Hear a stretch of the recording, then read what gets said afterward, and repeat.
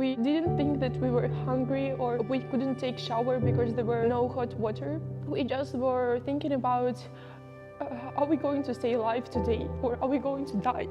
And we were only praying all the time, and thanks God we are still alive.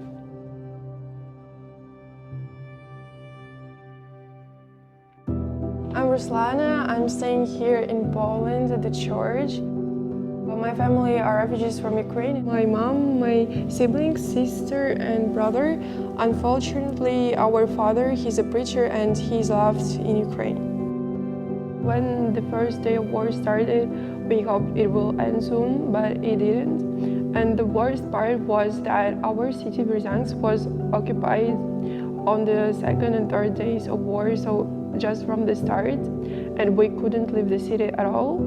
And the pharmacies, the food stores were completely empty. People couldn't buy food or even like simple medicines. And also we didn't have any network, or we couldn't even call that we are alive. And our grandmother, she was so worried and we couldn't tell her that we are alive. It was so bad. Ruslana and her family are among the millions of refugees fleeing the conflict in Ukraine. Few know where they will end up. Majority of us don't have relatives or friends here, and the only people who help is church. The church gonna give us a chance to have a future and help us with the basic things. And here's a bedroom, so we slept here. And it's quite comfortable, it's warm here and nice. And we are really glad that church provided us a place to sleep in. Adventist churches across Europe are redefining what it means for a church to be a sanctuary. ADRA supports their efforts to take in thousands of refugees. Jesus never asked, who are you? What is your nationality? Are you a good person or bad person? He was open.